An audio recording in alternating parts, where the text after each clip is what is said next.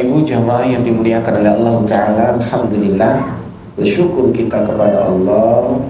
Moga-moga semuanya selalu mendapatkan kemudahan untuk beramal saleh. Jamaah yang dimuliakan oleh Allah, kita mengambil satu tema bertahan di akhir zaman, dan kita harus meyakini betul bahwa kita memang sudah berada di penghujung akhir zaman. Jika perjalanan umat Islam dari sejak Nabi Muhammad SAW diutus menjadi Nabi dan Rasul hingga sekarang, kita sudah memasuki fase-fase yang terakhir, di mana kiamat semakin dekat. Karena memang tanda-tandanya sudah banyak bermunculan, baik tanda-tanda di alam maupun tanda-tanda di tengah-tengah kehidupan manusia. Ada tanda kiamat yang sekarang menjadi fenomena dan banyak di masyarakat kita, suka tidak suka, mau tidak mau, ya kita pasti akan menemui itu semua. Bagaimana kita melihat kerusakan demi kerusakan, dekadensi moral, krisis etika dan seterusnya benar-benar ada di sekitar kita, dari atas hingga bawah, dari pimpinan sampai bawahan, dari keluarga sampai tetangga, dari dalam maupun dari luar, dari diri sendiri maupun dari global. Dan ini benar-benar sudah terasa. Bapak Ibu jamaah yang dimuliakan oleh Allah, percepatan ilmu pengetahuan dan teknologi sekarang benar-benar mengubah kondisi keadaan manusia hari ini.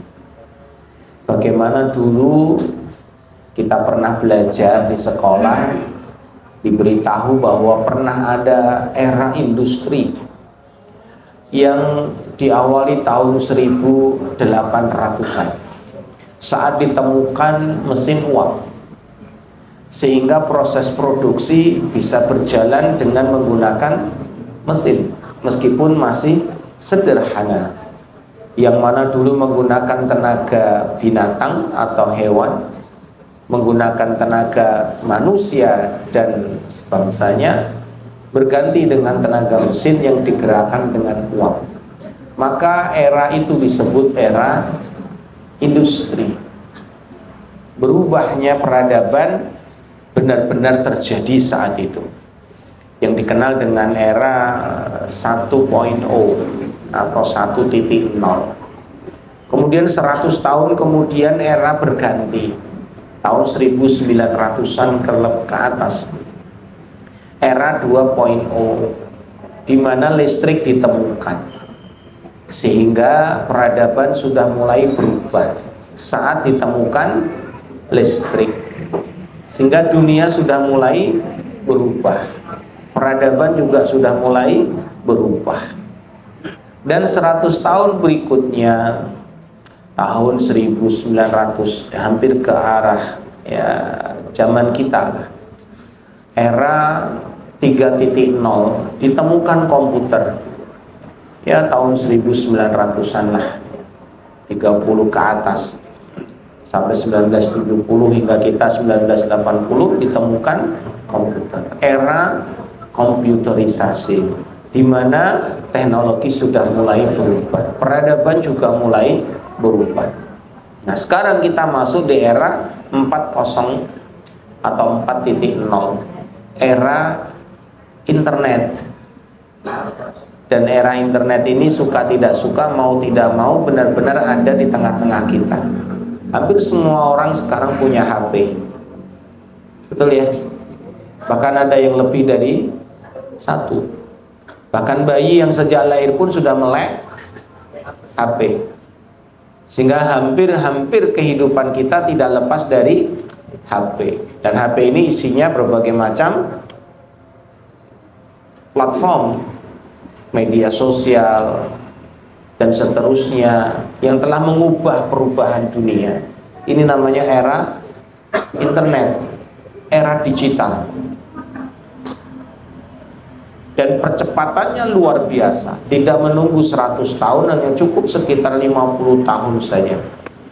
Dan diperkirakan 30 tahun ke depan, berarti sekarang 2024, 30 tahun lagi berarti 2050. Sudah eranya berubah cepat menjadi era 5.0, di mana semua mekanisme menggunakan robotik. Bahkan banyak tenaga kerja yang akan berubah. Orang-orang banyak yang di PHK karena diganti dengan mesin, diganti dengan robot, dengan kecerdasan artificial intelligence, yang mereka bisa bekerja tidak pernah protes. Mereka 24 bekerja nggak pernah lelah. Mereka 24 kerja terus menghasilkan, memproduksi. Dan hari ini sudah dimulai. Suka tidak suka, mau tidak mau, lambat laun kita akan berada di peradaban yang berbeda. Dan generasi pun hari ini sudah berbeda, Bapak Ibu. Yang konon katanya hari ini kita mengenal generasi Z. Siapa yang generasi Z? Angkat tangan di sini. Generasi Z itu umurnya sekarang 8 sampai 23 tahun. Siapa yang di sini umurnya 8 tahun atau sampai 23? Cik 6 ya. Berarti cik sekolah SD kelas 5 atau kelas 6 ya. Kalau 8 tahun itu berarti udah kelas 3 ya. Ya, mulai dari kelas 3 SD sampai umur 23 berarti mahasiswa. Nah, itu disebut dengan generasi Z atau generasi Z. Generasi Z ini lahir memang di tahun-tahun yang sekarang usianya 8 sampai 23 tahun. Kalau yang ada di antara 23 tahun sampai umur 40 tahun, berarti itu generasi milenial. Siapa yang milenial? Di bawah 40 tahun, di atas 23 tahun. Generasi milenial atau generasi Y. Nah, sebelumnya disebut generasi X. Generasi X ini lahir yang sekarang usianya 41 tahun hingga 55 tahun. Ada di sini? Angkat tangan. Generasi X nih, mana angkat tangan? Tidak sampai 55 ya. Nah, yang di atas 55 tahun disebut dengan generasi baby boomers. Generasi yang memang lahir setelah Perang Dunia Kedua. Wis mbah-mbah ini 56 ke atas. Ya rata-rata sampai 65-70 tahun lah. Nah, Bapak Ibu jamaah yang dimuliakan oleh Allah, ini ada yang memberikan ya gampangannya kategori-kategori untuk mengenal zaman demi zaman. Generasi baby boomers, generasi yang tangguh karena memang lahir di tengah-tengah sebuah kondisi habis perang, yang mana mereka itu bisa melakukan perjuangan dengan keadaan yang sederhana. Bahkan melaku saka kene tekan di, misalkan tekan Simpang 5 ya ora krasa kesel. Karena memang dunianya saat itu dunia jalan ya. Sampai kemudian generasi X lahir. Masuk sekolah tahun 80-an. Iso jalan, Pak. 90-an mulai nganggo sepeda. Berubah keadaan peradaban. Saka Meranggen wakeh banget sepeda. Aku suka Meranggen tekan mungkin ya Majapahit macet karena sepeda. Ada yang ngalami? Nah, itu generasi X. Generasi Y berubah. Sudah banyak yang menggunakan motor. Generasi Y atau milenial sudah banyak yang pakai motor. Sepeda sudah mulai berkurang sedikit. Sekarang generasi Z hampir-hampir nggak ada sepeda. Di jalan penuh dengan motor dan mobil. Mobilnya pun bukan hanya mobil bensin saja, tapi sudah listrik. Kendaraan berubah, peradaban berubah, kecepatan berubah. Ini peradaban, Bapak Ibu. Tapi semua peradaban dari masa lalu hingga sekarang, meskipun secara teknikal yang kita lihat secara mata ini perubahannya dahsyat luar biasa, tapi tidak pernah mengubah yang namanya keaslian yang namanya manusia. Artinya apa? Manusia tetap memiliki perasaan, manusia tetap memiliki akal budi, manusia tetap memiliki nafsu, manusia tetap memiliki syahwat. Saya ulangi, meskipun peradaban berubah sedemikian cepat dari masa lalu yang mungkin kuno sampai ke masa kini yang modern dan besok futuristik luar biasa, tetap tidak mengubah keadaan manusia. Otaknya tetap sama. Tidak mungkin otak hari ini lebih besar kepalanya. Tetap kepalanya sama, kapasitas otaknya sama, tapi pentiumnya beda. Karena anak-anak yang lahir di generasi Z itu jauh lebih cepat mereka belajar. Karena apa? Memang informasinya jauh lebih cepat mereka dapatkan. Konon Bapak Ibu, seseorang itu dianggap cerdas manakala dia menyerap lebih banyak informasi. Siapa yang dia mendapatkan banyak informasi, maka dia lebih cerdas dari yang lainnya. Artinya kalau orang memiliki banyak ilmu yang dia dapatkan, maka otomatis dia lebih tinggi derajatnya dibanding dengan yang lainnya. Sepakat Bapak Ibu? Dan anak-anak generasi Z hari ini yang melek teknologi, pegang cekelaning bendino HP, mereka tidak bisa lepas dari segala informasi, suka tidak suka, baik itu di dunia internasional secara global maupun lokal. Bahkan keadaan hari ini mereka cepat menerima berita. Misalkan Donald Trump tertembak kupingnya. Neng ndi kuwi? Donald Trump itu di mana? Amerika. Begitu cepat saat ketembak, saat itu juga berita sampai ke kita. Kalau nggak ada teknologi berupa informasi yang begitu cepat melalui internet, lah tertembak di sana, yompuh kapan tekan kene. Bahkan dulu berkirim surat harus berminggu-minggu kita menunggu.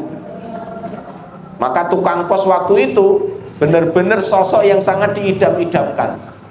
Nek teko ki rasane wis seneng banget. Apa meneh untuk surat cinta. Zaman dulu ya. Saiki tukang pos wis ra payu. Kalah cepet karo paket. Saiki paket ya wis rada-rada kurang karena apa? Ana sing luwih cepet meneh. Nganggone media sosial WhatsApp wis tinggal buka iso video call rampung. Aduh, semua serba cepat luar biasa. Tapi tetap tidak merubah yang namanya manusia punya nafsu, punya akal, punya perasaan. Ya, dia punya pikiran, dia punya jiwa, dia punya nafsu. Yang mana sepanjang perjalanan zaman kehidupan manusia tetap itu akan menjadi titik utama untuk kita sadari. Artinya apa? Jika perkembangan zaman semakin kesini semakin mudah segala sesuatunya, tetap menjadikan manusia tidak pernah berubah. Zaman dulu orang terhadap harta serakah tidak? Serakah. Di era modern yang serba mudah, tetap manusia serakah, betul? Dulu orang gila jabatan. Sampai sekarang pun era modern, bahkan mungkin ke depan tetap manusia akan gila jabatan. Artinya nggak pernah berubah manusianya. Yang berubah apa? Eranya, teknologinya. Pada saat zaman dulu yang namanya perselingkuhan, perzinaan itu sudah terjadi. Bahkan sejak zaman-zaman terdahulu. Dan hari ini pun di era modern, di era yang serba digital, serba mudah, perzinaan, perselingkuhan, kemaksiatan tetap ada. Betul tidak? Bahkan semakin canggih. Tidak perlu kita harus keluar rumah. Dulu orang untuk melihat pornografi itu harus keluar uang, keluar rumah. Untuk pergi kemana? Ke bioskop. Wah, ini wis ngerti, hafal banget. Nah, ini generasi X ini. Harus ke bioskop, itu pun harus sembunyi-sembunyi, jangan sampai ketahuan bapak ibunya. Orang pacaran juga begitu. Wah. Akhirnya bioskop tutup. Apakah kemudian pornografi tutup? Tidak, berubah bentuk bapak ibu melalui televisi. Nah, sekarang televisi yang nonton Banyak apa dikit? Dikit. Televisi sudah nggak banyak dibuka di rumah-rumah. Meskipun hampir setiap rumah ada televisi, tapi sudah nggak dibuka lagi. Dulu satu televisi rebutan itu yang nonton. Bapak pingin nonton bola, ibunya pingin nonton masak-masak, anak pingin nonton Doraemon. Wah wis rebutan remote. Tapi setelah ditemukan HP, TV-nya nganggur. Yang dulu TV-nya tabung besar menjadi slim, sangat tipis. Dulu orang yang nonton TV besar orangnya kurus-kurus, sekarang yang nonton TV slim orangnya gendut-gendut. Ya, ini perubahan zaman. Dulu TV-nya gendut orangnya kurus, sekarang TV-nya kurus orangnya gendut. Karena nggak banyak gerak. Terbukti hari ini siapa yang gendut berarti suka nonton TV slim. Dan juga ya. Dan hari ini Bapak Ibu, televisi sudah tidak banyak ditonton karena orang sudah megang televisi masing-masing di mana? Di tangan mereka. Berapa jam mereka nonton? Hampir berjam-jam mengalahkan nonton TV. Betul? Dulu TVRI mulai dari jam berapa sampai jam berapa? Wis lagu langsung rayuan Pulau Kelapa itu wis wayahe turu. Wis rampung TV-ne. Betul Bapak Ibu ya? Lah saiki HP melek terus 24 jam, apalagi Piala Eropa. Wah, dipantengin bener. Copa Amerika, wah, pantengin bener. Piala Dunia, wah, pantengin bener. HP tidak pernah lepas Bapak Ibu. Bahkan sekali kita buka, waduh, bisa macam-macam itu media sosial kita selancari. Mulai dari WhatsApp, berampung Telegram, berampung Instagram, berampung TikTok, berampung Reelsnya, berampung apa meneh Bu? Facebooknya. Wah, akhirnya rakroso 5 jam. Luar biasa. Maka jangan salahkan generasi milenial yang hari ini bingung mengasuh anak-anak mereka generasi Z, atau orang memberikan julukan generasi strawberry. Generasi yang mereka ini rentan sekali. Ketoke padahal rapuh. Karena strawberry itu tampak luarnya seger, ketoke kuat, setelah didemek bleksek. Wis blesek ra iso balik, itu strawberry. Dan inilah generasi anak-anak umur 8 sampai 23 tahun. Wis mahasiswa tapi gayane jek kaya bocah cilik, ra ngerti tujuan hidupnya, nggak tahu masa depannya, bahkan bingung baru lulus SMA arep apa. Apa meneh kon ditakoki kapan kawin, kapan nikah, bablas, malah mereka ngomong ra gelem kawin. Engko nek kawin ra gelem duwe anak. Lah engko nek duwe anak sing ngasuh baik. Ini generasi Z. Kalau Anda yang mengalami ucapan-ucapan semacam ini, selamat, Anda benar-benar berada di peradaban yang luar biasa. Ini benar-benar kenyataan Bapak Ibu. Karena banyak hari ini generasi-generasi strawberry ini benar-benar luar biasa. Jumlahnya 70 juta Bapak Ibu hari ini. Bukan sedikit, sangat banyak. Dan ini sudah membebani banyak pikiran orang tua milenial sekarang, yang mereka bingung melakukan pengasuhan. Arep nganggo pengasuhan bapak ibu zaman dhisik ora iso. Wong dhisik dhewe digawani garan sapu wis langsung wedi kok. Melayu sampai dioyak ibune. Padahal garan sapu itu mau dingeneke tok wis wedi. Guru ki lho ngajar, oh ngene tok wis langsung meneng kabeh cek. Lah saiki ditanya, "Lho Bapak ngapain gini?" "Lho malah ngono." "Nggawa sapu, buat apa Bu sapunya?" Malah ditakoki ya. "Lho wis jelas arep nggo nuthuk kowe ya." "Lho tandake ham kowe." Lah repot. Tak viralke kowe, kan repot. Ini anak zaman sekarang. Sehingga pola pengasuhan orang tua zaman dulu sudah berbeda dengan pola pengasuhan hari ini Bapak Ibu. Karena apa? Anak-anak milenial hari ini mereka kehilangan bagaimana cara untuk mereka mendidik anak-anak generasi strawberry atau generasi Z ini. Karena mereka dulu nikah nggak ada ilmunya. Mereka mau menggunakan ilmu orang tuanya sudah nggak relevan lagi. Akhirnya bingung. Dan mereka dulu mau menikah nggak pernah belajar bagaimana membangun keluarga. Ngertine pokoknya kawin wis bar. Tapi bar kuwi piye carane nyenengke bojo urung ngerti. Bagaimana nyenengke suami urung ngerti. Bar kuwi duwe anak, carane ngasuh urung ngerti. Akhirnya bingung. Lah nek bingung ya wis to gak ning sekolahan rampung. Ibuke kerja, bapake kerja. Nah, ini generasi milenial, bapak ibunya kerja. Anaknya titipke ning daycare. Anaknya titipke ning nggone tempat penitipan anak. Ono ne sing dilebokke ning pesantren ya alasane bapak ibuke kerja. Lah kok nek aku kerja bapake kerja terus anake piye wis lebokke pesantren wae ra wis. Nek ora ning gone boarding school ngrada sugih sithik. Dan ternyata anak-anak yang sampai di boarding school, sampai di pesantren tidak sesuai dengan yang diharapkan. Wong ning pesantren itu diajari men salate tertib disiplin, men ngajine tertib disiplin. Men perubahan perilakunya ini jadi tambah apik. Lah pas liburan semesteran dijemput bapak ibuke balik, halo kok malah piye iki? Salat subuh keleleran.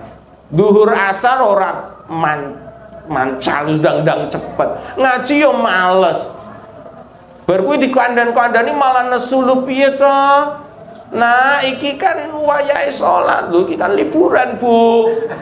Aku kan wis ning gone pesantren salat terus, ngaji terus, yo mosok aku ra entuk istirahat lho. Iya iki. Sing salah sapa? Pesantrene? Apa anake? Apa wong tuane? Halo. Yang harus disalahkan pertama kali siapa? Ya diri kita sebagai orang tua. Karena institusi sudah mengajarkan sedemikian rupa sesuai aturan. Dan delalah anak kita ini, mereka mengikuti sholat dengan tertib, ngaji dengan tertib, ya karena aturannya begitu.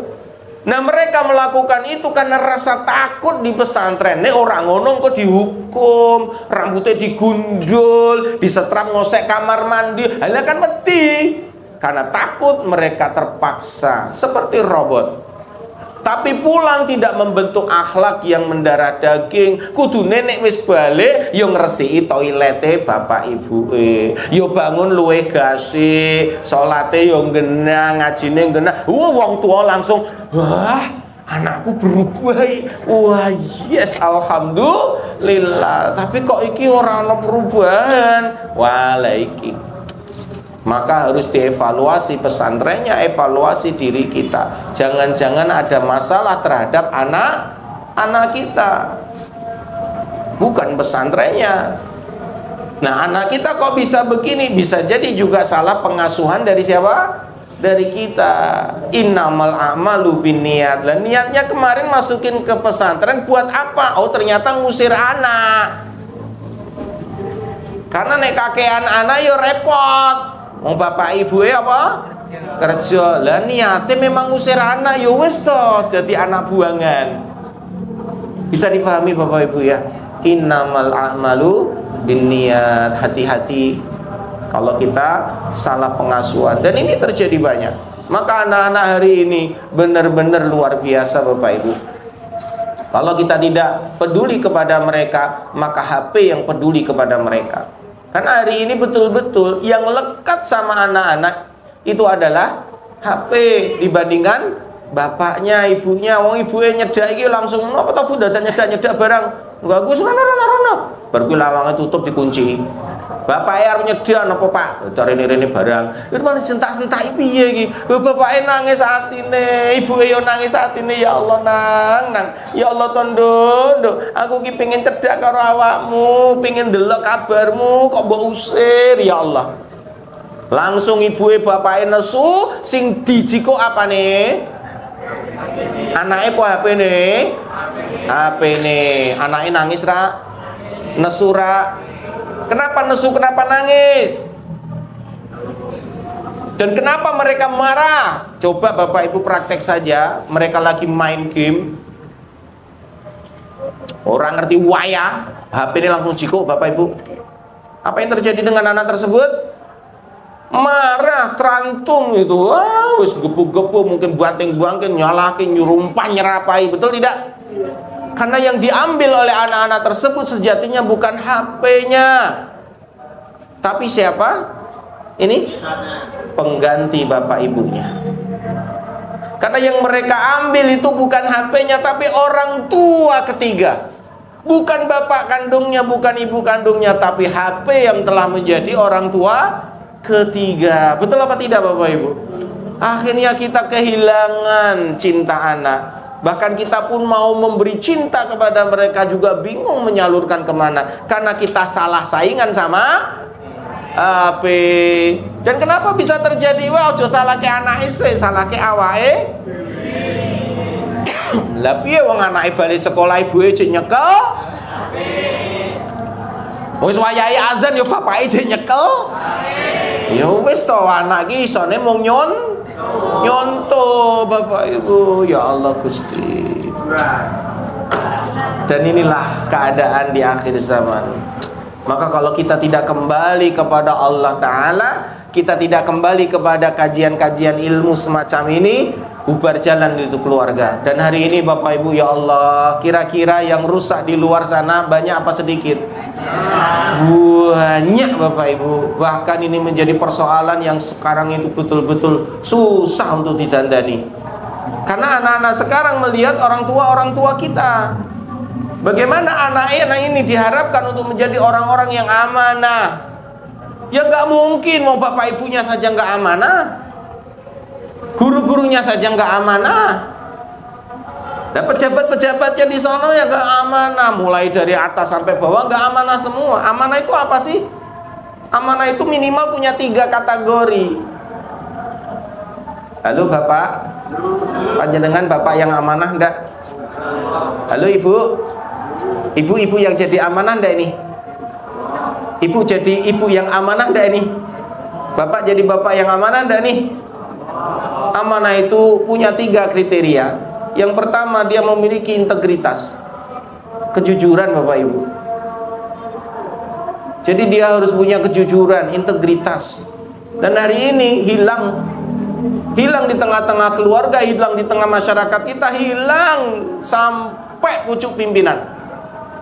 Karena hari ini kejujuran itu rasanya sangat mahal untuk didapatkan. Orang itu rela Bapak Ibu untuk bayar orang untuk menjadi saksi palsu. Wallahi demi Allah hari ini, hanya untuk bersumpah dengan sumpah nama Allah, dan itu pun palsu, mereka berani mengucapkan, dan orang itu mau dibayar. Betul-betul yang namanya kejujuran sudah sangat hilang hari ini. Betul-betul sulit, sampai orang itu harus bayar orang lain untuk bersumpah palsu, untuk ngomong yang dusta. Bahkan kejujuran itu sangat langka, meskipun hanya dengan guyonan saja. Hari ini luar biasa. Saya terkejut kemarin ngisi pengajian di mana ya? Saya lupa itu. Ada anak kecil, alah ya Allah, balita, Melayu rono, Melayu rene. Baru dia ngucap sesuatu yang pernah saya sampaikan di sini tentang kedustaan itu. Nah, anak ini ngomong sama bapaknya, sama ibunya kalau nggak salah, ngomong sesuatu, ngapusi, karena dia habis itu ngomong, ibu kena prank gitu toh.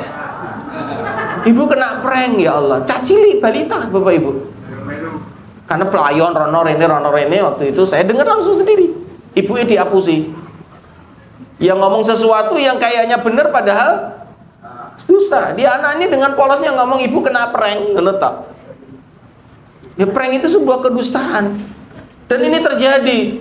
Padahal anak ini generasi apa nih? Masih balita ini. Setelah generasi Z, generasi apa?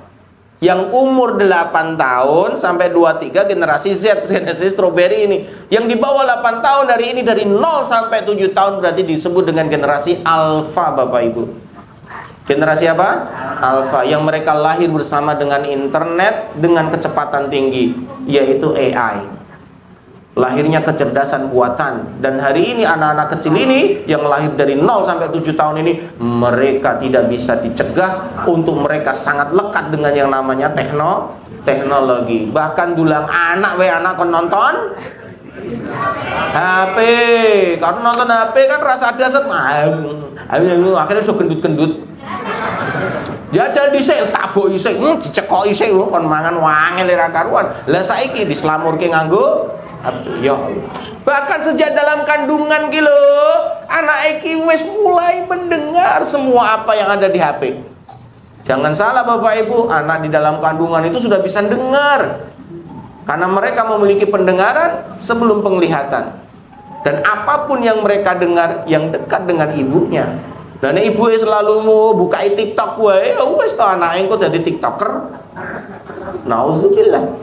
Sehingga jangan salah, anak-anak ini belum lahir pun sudah sangat dekat dengan media sosial yang enggak jelas. Nauzubillah. Apalagi kalau ibunya suka joget-joget, ampuh kuwi anake engko piye? Maka jangan sampai anak-anak kita demikian. Nauzubillah, kita berdoa kepada Allah ya Bapak Ibu ya. Nah kembali nih generasi Alpha ini generasinya masih bayi-bayi ini. Dan hari ini waduh nggak ngerti lagi nih generasi milenial ini. Sudah memiliki anak-anak yang sudah generasinya namanya generasi Alpha, yang tidak lepas dari teknologi dan semua serba mudah. Maka Bapak Ibu jamaah yang dimuliakan oleh Allah Ta'ala, kita khawatir dengan keadaan hari ini yang luar biasa jauhnya dari agama. Maka kita berharap moga-moga ini nggak lepas dalam kehidupan kita. Untuk menjadi minimal lah orang yang amanah. Yang pertama dia punya integritas, punya kejujuran. Yang kedua dia punya tanggung jawab Bapak Ibu. Jadi orang yang amanah ya dia harus jujur, dia tanggung jawab. Dia jujur, dia tanggung jawab. Karena tanggung jawab ini hari ini juga sangat langka. Dikasih tugas gak selesai dengan baik, nggak tanggung jawab. Dia salah nggak mau minta maaf. Dia punya masalah, dia nggak mau menyelesaikannya, lepas dari tanggung jawab, lari dari tanggung jawab. Dan anak-anak milenial, anak-anak generasi Z ini hampir semua sekarang semacam ini, yang mereka lari dari tanggung jawab. Apalagi yang tadi kejujuran Bapak Ibu. Aduh ya Allah, pimpinan-pimpinan di atas sana, apalagi era kampanye, nek janji-janji kampanye itu wah ketoke mulu-mulu api-api. Lah tapi nek wis dadi wis beda. Lah piye wong pimpinane ngajari ngono ya rakyate melu. Baru saja saya baca berita ini Bu, barusan Pak ini sore tadi ini. Akhirnya jadi masalah juga ini. Pak Prabowo menjadi presiden punya program yang kampanye kemarin sangat dahsyat. Apa itu? Makan gratis. Dan makan gratis itu dipatok harganya, kalau tidak salah yang kemarin sudah viral itu, satu kali makan itu 15.000. 15.000. Hari ini ada wacana jadi 7.500. Lagi kan mulai ngapus. Mulai ngapusi lebih ya iki wingi ngene saiki ngene. Wah, wingi dele saiki tempe. Salah ya? Bener ya? Esok dele sore tempe. Cepat men berubah gitu. Nah, ini integritasnya udah hilang semua. Susah. Akhirnya nggak ada contoh keteladanan. Kita di rumah juga begitu. Sama anak ya senengane ngapusi. Lah wong ana tamu ki lho arep teko ngomong sik karo anak. Nah kene ana sing teko ngomong ya ibu lunga. Lho ora lunga kok kon ngomong lunga piye? Ngajari anake ngapusi ora jujur juga to ya lah piye iki. Ya Allah, ya memang kita sendiri jangan salahkan anak lah, salahkan diri sendiri dulu. Yang kedua tanggung jawab, akhirnya ya sama. Karena kita sukanya ya segampangannya ya ngentengke, akhirnya jauh dari tanggung jawab Bapak Ibu. Yang ketiga ciri orang yang amanah adalah dia selalu menepati janji, tidak khianat dia. Artinya apa? Ya dia sesuai dengan yang diomongkan. Ya ngomong ayat Allah, ngomong B lah. Jangan sampai kita menciderai. Dan hari ini Pak, orang itu sampai takut kerjasama dengan orang lain karena wis wedise engko ndak ketipu. Ya Allah, kemarin itu loh ada perampokan bank. Sing ngerampok ya karyawane dhewe. Lebih ngeri lagi Bapak Ibu, yang dirampok itu rekening-rekening yang sudah dibekukan. Karena ada banyak kasus pemerintah membekukan rekening-rekening itu. Kalau nggak salah banknya bank apa ya? Aku nggak nyebut ya, tapi Bank Jago namanya kalau nggak salah. Itu rekening-rekening yang diblokir, ternyata diambili uangnya dari rekening itu. Siapa yang bisa membuka blokir itu kalau bukan karyawannya sendiri. Ya Allah, ngeri banget Bapak Ibu. Apalagi kemarin BUMN, aduh, sampai utang pinjol pakai nama karyawannya. Loh, kan ngeri banget toh. Ini dunia udah nggak baik-baik saja ini. Kerasan enggak sih ini lagi nggak baik-baik saja? Kerasan enggak ya? Kerasa ya? Nggak baik-baik saja ya? Dolar udah makin tinggi loh Bu, 16.000 lebih nih. Akhirnya biaya-biaya yang lain jadi ikut naik. Biaya sekolah naik, menduan jadi naik, Lombok jadi naik, semua naik. Ya Allah, beras naik. Maka kalau kita tidak bersandar kepada Allah Bapak Ibu, nggak punya iman, nggak punya takwa, berat. Maka cara bertahan kita di akhir zaman adalah kembali kepada Allah. Wes titik. Kembali kepada Allah. Terus apa yang harus didandani pertama kali Pak Ustadz? Ya keimanan kita. Iman itu artinya apa? Iman itu artinya believe, percaya. Kepada siapa? Yang pertama kepada Allah itu dulu Bapak Ibu. Maka kalau kita ingin selamat di akhir zaman, bertahan di seluruh persoalan kehidupan. Toh semua persoalan kehidupan ini sebuah keniscayaan. Mau baik kah, mau rusak kah, mau gak mau kita ada di tengah-tengahnya. Betul tidak? Nah, kita gak bisa milih. Kalau mau milih, ibu mau milih di peradaban kapan? Kalau bapak pengen hidup mau di zaman siapa? Saya mau nanya. Mau hidup di zaman Nabi Ibrahim? Kira-kira di sana ada ujian, ada cobaan gak? Ada. Cekal Raja Namrud dengan pateni malahan. Lah melu Ibrahim kok. Semua yang mengikuti Ibrahim dibakar hidup-hidup Bapak Ibu sama Raja Namrud. Mau hidup di zaman siapa? Nabi Nuh. Belum karuan kita masuk di kapalnya Nabi Nuh. Wong sing ikut kapal Nabi Nuh mung 70 wong tok. Sisanya sekian banyak kemana? Kafir kabeh dipateni kami Gusti Allah. Ya karena doanya Nabi Nuh. Mau hidup di zaman siapa? Nabi Muhammad. Hidup di zaman itu belum tentu dapat hidayah Allah. Betul tidak? Lawang Abu Jahal, Abu Lahab sing bolak-balik ketemu Nabi loh. Ya ndak mau masuk Islam kok. Dan hidayah itu begitu mahal Bapak Ibu. Dikisahkan Khalid bin Walid radhiyallahu an, Amr bin As radhiyallahu an, itu baru masuk Islam setelah 20 tahun sejak kenabian Nabi SAW. Jadi Rasulullah diangkat menjadi Nabi, menjadi Rasul. Amr bin As itu sudah musuhan sama Nabi Muhammad. Khalid bin Walid malah berperang itu memerangi Rasulullah SAW. Dan setelah 20 tahun baru Amr bin As masuk Islam, baru Khalid bin Walid masuk Islam. Kira-kira telat gak ini? Ya nggak ada kata terlambat. Kalau dihitung waktu telat. Dibanding ke siapa dulu? Bilal. Oh lebih duluan Bilal. Amr bin As belakangan, Khalid bin Walid belakangan. Memang dari sisi perjalanan dakwah mereka terlambat, tapi dari sisi keimanan tidak ada yang tahu, karena hidayah itu milik siapa? Milik Allah Ta'ala. Begitu pula sebaliknya Bapak Ibu. Ada namanya Abdullah bin Muljam, itu orang ini selalu berhadapan dengan Rasulullah SAW untuk mendapatkan murajaahnya, mendapatkan hafalan-hafalan Qur'annya. Begitu banyak hadis-hadis dihafalkan Bapak Ibu. Ini orang istimewa ini. Dan ternyata pada saat terdengar ada nabi palsu yang namanya Musailamah al-Kadzab, diutus oleh Nabi untuk mengirimkan surat Rasulullah kepada Musailamah al-Kadzab. Suratnya disembunyikan. Dia bertatap muka dengan Musailamah al-Kadzab, ngobrol-ngobrol kepencut, murtad Bapak Ibu. Padahal dia hafidz Quran, ribuan hadis dia hafalkan. Perjuangan jihad bersama Nabi, wah, bolak-balik mengikuti Rasulullah. Tapi di episode kehidupan akhirnya dia murtad, keluar dari Islam, mengikuti Musailamah al-Kadzab, nabi palsu. Intinya bahwa hidayah memang milik Allah Ta'ala. Maka disunahkan oleh Nabi untuk berdoa, ya muqallibal qulub sabbit qulubana ala dinik wa ala ta'atik. Ya Allah, Engkau lah zat yang membolak-balikan hati. Ya Allah, tetapkan hatiku ini dalam ketaatan, dalam agamamu ya Allah, sehingga insya Allah hidayah terus kita dapatkan dari Allah Subhanahu wa ta'ala. Moga-moga Allah memberikan selalu hidayah kepada kita hingga akhir hayat kita. Amin Allahumma amin. Bahkan kejujuran itu sangat mahal Bapak Ibu. Di zaman Nabi, zaman Rasulullah, di zaman para sahabat ini ada yang orang-orang memang istimewa.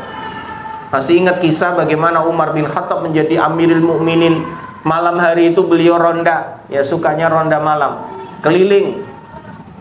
Nah suatu saat melewati ada sebuah tenda atau sebuah rumah lah kecil gitu, yang terdengar percakapan seorang wanita dengan anak perempuannya. Ternyata mereka penjual susu. Sang ibu ngomong sama anaknya, nak susunya tambahi air biar banyak, biar besok dijual untungnya dapat banyak. Karena kalau susu ya untungnya dikit. Kalau tambahi air kan nggak ada yang tahu, tetap aja warnanya putih, tetap aja masih manis, untungnya bisa lebih banyak. Anaknya yang perempuan bilang, Bu jangan, karena Amirul Mukminin sudah membuat aturan tidak boleh curang dalam berdagang, nggak boleh curang, nggak boleh jualan, nggak boleh curang. Apa kata ibunya? Amirul Mukminin nggak dengar, padahal ada di situ. Amirul Mukminin nggak dengar. Apa kata anaknya? Memang Amirul Mukminin nggak dengar, tapi Tuhannya Amirul Mukminin dengar. Siapa Tuhannya Amirul Mukminin? Ya Allah Ta'ala. Wah langsung Bapak Ibu, Umar bin Khattab saat itu juga pulang ke rumah, ngumpulin anak laki-lakinya yang belum nikah. Siapa di antara kalian yang sudah siap nikah? Langsung anaknya yang namanya Qasim, ada yang menyebut juga Asim, langsung mengangkat, saya Abi, besok kamu ikut saya. Langsung datang ke rumah yang reot ini, gubuk ini. Kemudian gemeter ketakutan sang wanita karena dianggap mau ditangkap gara-gara dia memalsukan susunya.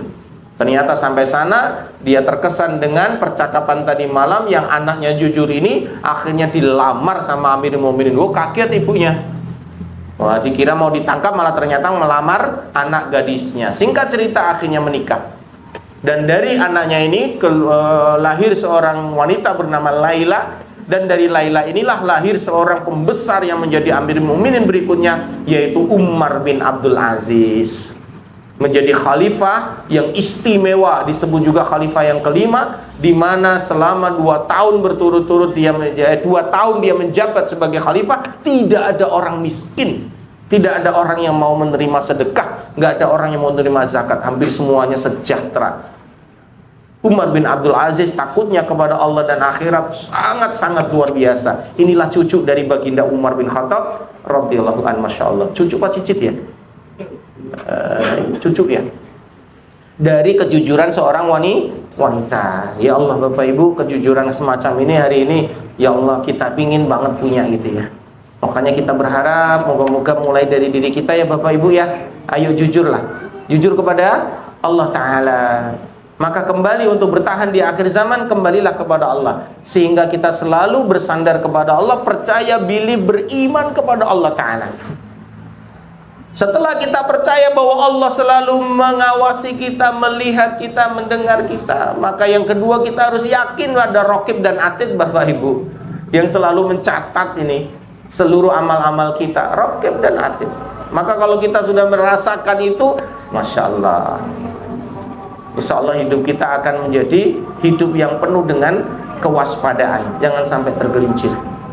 Barakallahu fikum, sudah azan ya. Jumpa lagi di lain kesempatan. Assalamualaikum warahmatullahi wabarakatuh. Kita tutup dengan hamdalah, alhamdulillahirabbil alamin, dan doa kafaratul majlis. Subhanakallahumma wa bihamdika, asyhadu an la ilaha illa anta, astaghfiruka wa atubu ilaik. Assalamualaikum warahmatullahi